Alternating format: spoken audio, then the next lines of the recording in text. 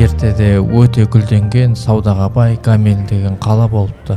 Жасыл орманға жақын Везир өзенінің жанында орналасқан әсем Гамел қаласында өмір әрқашан бейбіт болатын. Бір күні бұл қалаға егеуқұйрықтар шабуыл жасайды. Олар үйлерді аралап, астық қоймаларына басып кіріп, Гамел азаматтарының бір кездегі тыныш өмірін бұзады. Бүкіл Гамелінде бірде-бір қап ұн немесе ірімшік дөңгелегі егеуқұйрықтардың назарынсыз қалмайды. Көшелерді егеуқұйрықтар басқарады. Кішкентай болғанымен саны көп, ауыл мысықтарын да қуып жібереді. Қала тұрғындары үнемі үреймен өмір сүреді. Олардың бір кездері гүлденген қаласы қазір бұрынғы келбетінің құлап бара жатқан көлеңкесіне айналды. Үмітсіз әрі күйзеліске түскен Гамелдің басшысы қала тұрғындарымен шұғыл жиын шақырады. Дауысы уайымнан дірілдеп, ол қаланы егеуқұйрықтардан тазарта алатын адамға 1000 алтын тиыннан тұратын үлкен сыйақыны уәде етеді. Қаланың үмітсіздігі түрткі болғандай, сол күні кешке қақпаның алдына бейтаныс адам келді.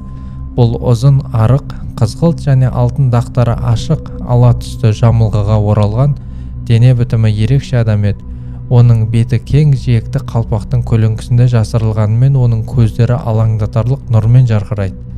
Ол өзімен бірге ерекше сүйекте апақ сыбызға алып кірді. Бейтаныс адам өзін егеуқұйрық аулаушымын деп таныстырады. Оның даусы жұмсақ, жайлы әрі жағымды болды. Таң атқанға дейін Гамелді зиянкестерден тазартуға уәде берді. Амалсыз таңдау мүмкіндігінен айырылған қала тұрғындары егеуқұйрық аулаушыға толық сыйақы алатынын айтып, абыройларымен ант етеді. Ай қаланың үстіне көтерілгенде егеуқұйрық аулаушы сыбызғымен ойнай бастайды. Бұл әуен қала тұрғындарының бұрын соңды естімеген, еш нәрсеге ұқсамайтын, оны тыңдағандардың сүйегіне сіңіп кеткендей әсерлі басқа дүниелік әуен естілді. Сұмдық әуенге сиқырланған егеуқұйрықтар әр тесіктен, әр көлеңкеден және әрбір қараңғы бұрыштан жорғалап шығады. Егеуқұйрық аулаушының соңына ергенде қызыл көздері ұшқындап, аң терісімен тістерден аққан тірі өзендей болып көрінеді.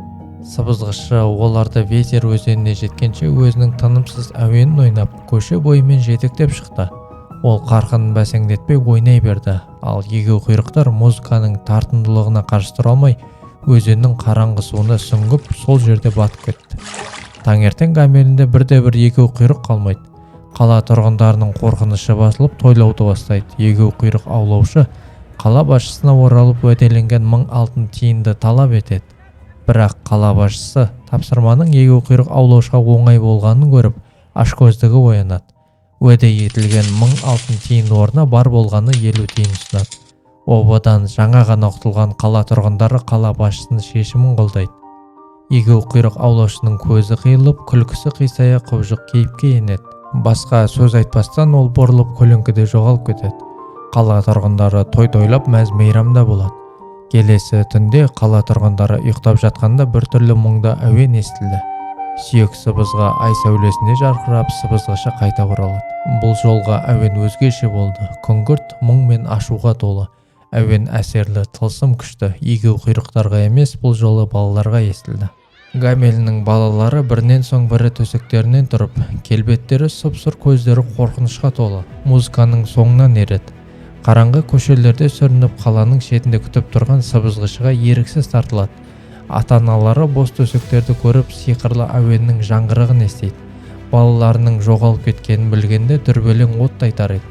Қала тұрғындары көшелерде жүгіріп, жан таласа шарасыз іздеп, бірақ балаларды таба алмайды. Сыбызғышы балаларды Гамелінің сыртындағы қараңғы таудың етегіне алып келеді. Сол жерде сыбызғышының бұйрығымен жартастағы жасырын есік гүрілдеп, арғы жағындағы қараңғылық ашылады. Оның арбауына ұшыраған балалар тұңғиыққа қарай жылжиды. Сыбызғышы өшпенділікке толы көздерімен соңғы рет жүзін қалаға бұрып, қараңғылыққа қадам басып, есік артынан күркіреген дауыспен жабылып, тау оларды тұтастай жұтып қояды. Соңында тек екі ғана бала қалып қояды. Біреуі соқыр, екіншісі саңырау болатын. Сыбызғышының әуенін естімей, келесі күні таңертең олар не болғанын айта алмай, бос көшелерді аралап жүргендерінде табылады. Гамелдің қаласы қайғы жамылып, оның қуанышы мен күлкісі ұрланады.